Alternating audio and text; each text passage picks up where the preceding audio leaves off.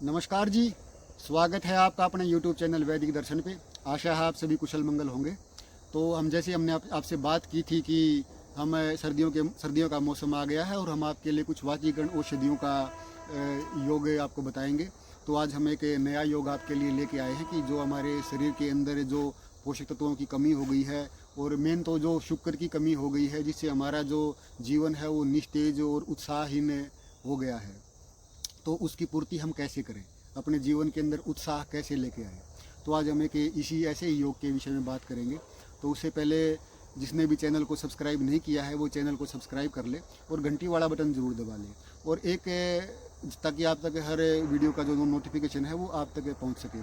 और एक विशेष बात मैं आपसे करना चाहता हूं कि किसी भी योग के बारे में बात करते हैं तो उसकी कुछ सावधानियां भी होती हैं और वो वीडियो के अंत तक बताई जाती हैं।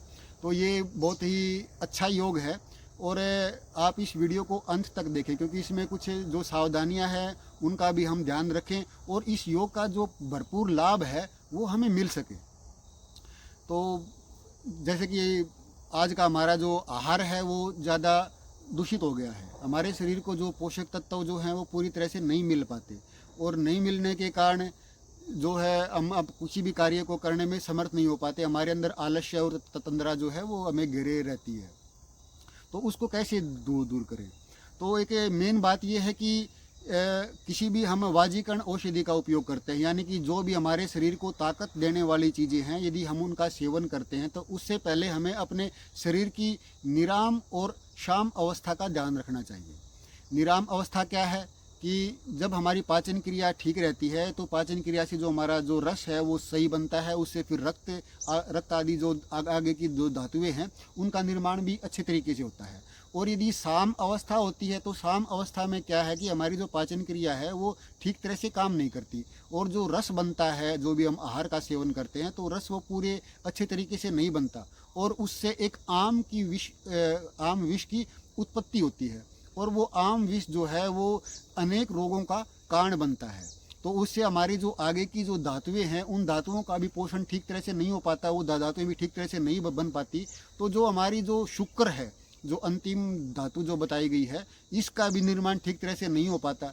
और जो परमात्मा ने इस सृष्टि का निर्माण किया है तो इस सृष्टि के निर्माण में सभी का बीज बनाया है और बीज से ही आगे उसकी चाहे वृक्ष का हो या फिर मनुष्य का हो, कोई भी जीव जंतु हो तो उसका बीज है वो।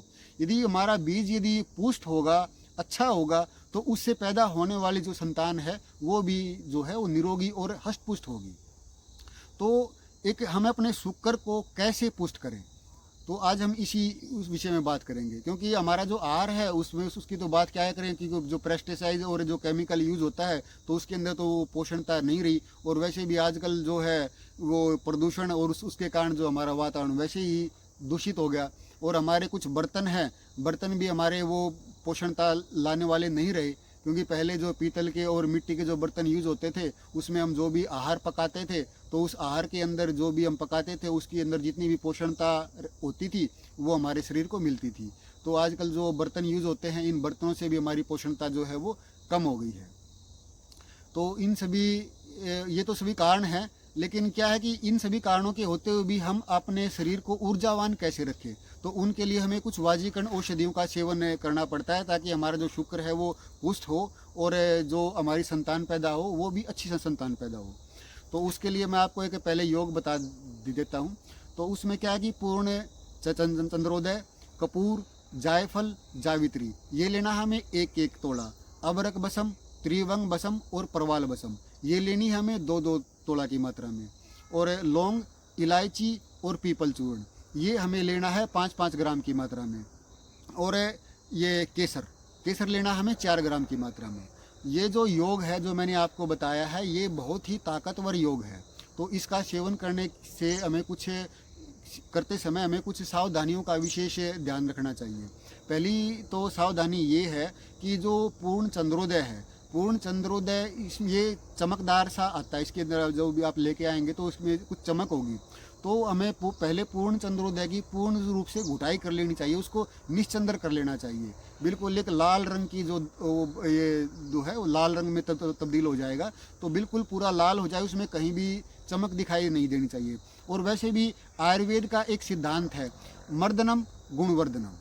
यदि हम औषधियों का जो जितना ज़्यादा मर्दन करेंगे, उन औषधियों की जो गुणवत्ता है वो उतनी ही अच्छी होगी। तो और ये तो हमारा योग हो गया। अब इसकी कितनी मात्रा हमें सेवन करनी है, इसकी जो आधा ग्राम की मात्रा हमें सेवन करनी है। जो योग है इसको हम चूर्ण के रूप में भी रख सकते हैं, और इसकी हम गोलियां बनाना चाहें तो इसकी हम गोलियां भी बना सकते हैं, लेकिन जो इसकी मात्रा है वो हमें आधा ग्राम की ही मात्रा रखनी है। अब बात करते हैं इसके सेवन की। इसका सेवन जो है हमें मिल्क दूध के साथ, मिश्री वाला जो दूध है उसके साथ हम इसका सेवन कर सकते हैं, और मक्खन और मलाई के साथ भी इसका सेवन कर सकते हैं। जैसे भी आपको अनुकूल हो आप इसका सेवन कीजिए। इसमें जो ध्यान रखने वाली बात है, ध्यान रखने वाली बात ये है, क्योंकि ये बहुत पुष्टिकारक योग है और ज़्यादा इतना सस्ता भी नहीं है कि भाई इसको हम वैसे ही सेवन कर लें। कोई भी वाजीकरण औषधि का यदि हमें सेवन करना है तो उस वाजीकरण औषधि का सेवन करने से पहले हमें अपने शरीर की साम और निराम अवस्था देख लेनी चाहिए। तो जो साम अवस्था क्या है? साम अवस्था ये है कि जब हमारी पाचन क्रिया है, पाचन क्रिया ठीक नहीं होती तो उसका रस ठीक तरह से नहीं बनता, ठीक तरह से नहीं बनता तो आगे की धातुएं भी पूरी तरह से पोषित नहीं होती, उन धातुएं भी कम बनती हैं। तो वो जो धातुएं हैं वो ठीक तरह से बने, वो तभी बनेंगी तब हमारे शरीर की निराम अवस्था होगी। तो इस औषधि का जब हमें सेवन करना है तो उससे पहले हमें अपने शरीर को जो है वो, यदि साम अवस्था है तो उसको निराम अवस्था में ले आना चाहिए। और निराम अवस्था लाने के लिए हमें लंघन करना चाहिए, कुछ व्यायाम आदि करना चाहिए, और हल्का भोजन लेना चाहिए, और कुछ रेचक औषधियों का सेवन कर लेना चाहिए, जिससे हमारा जो कोठा है वो बिल्कुल साफ हो जाए। तो इसके बाद यदि हम निराम अवस्था में यदि हमें इस औषधि का सेवन करेंगे तो ये हमारे लिए उतनी ही पुष्टिकारक होगी, यानी कि फलदायी होगी ये। और आयुर्वेद में कहा गया कि निराम देहस्य ही भेषजनानि युक्तानि अमृतोपमानि। इसमें मतलब ये है कि निराम अवस्था में जो भी औषधि सेवन की जाती है वो हमारे लिए अमृत तुल्य होती है। अमृत तुल्य मतलब यानी कि जो भी औषधि निराम अवस्था में सेवन होगी, यदि हमारी पाचन क्रिया जितनी अच्छी होगी तो वो जो औषधि का सेवन करेंगे हम, वो हमारे लिए उतनी फलदायी होगी, उतना ही उसका जो प्रभाव है वो शरीर के लिए यानी प्रभाव जो उसका शरीर पर वो अच्छा पड़ेगा। वो यानी कि पूरा जो उसका पोषण हमारे शरीर को मिलना है, हमारे को पूरा पोषण मिलेगा। तो हमें कोई भी औषधि सेवन करने से पहले साम और निराम अवस्था का ध्यान जरूर करना चाहिए, क्योंकि साम अवस्था में यदि हम कोई भी औषधि का सेवन करेंगे तो वो हमारे शरीर को लगेगी नहीं। और जो ये आम जो बनता है उसके विषय में मैंने पहले वीडियो बनाई थी, उसको आप देख लेना, उसका जो लिंक है मैं डिस्क्रिप्शन बॉक्स में डाल दूंगा। तो क्योंकि उसके विषय में बात करूंगा तो लंबा विषय हो जाएगा।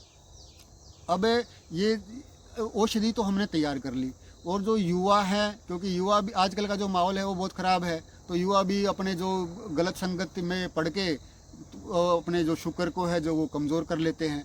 तो कमज़ोर यदि हो जाता है तो उनको भी वाजीकरण औषधियों के सेवन की आवश्यकता होती है।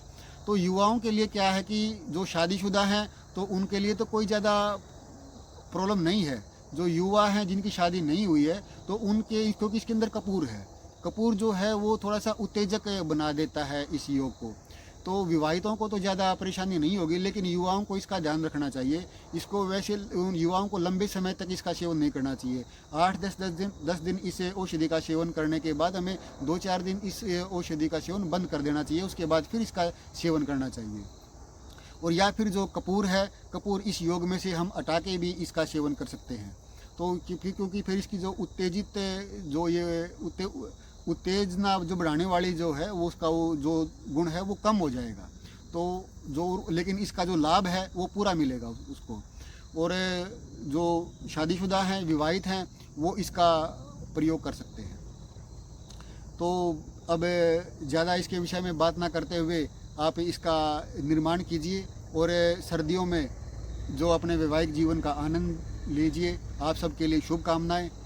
मिलते हैं एक नई जानकारी के साथ। नमस्कार।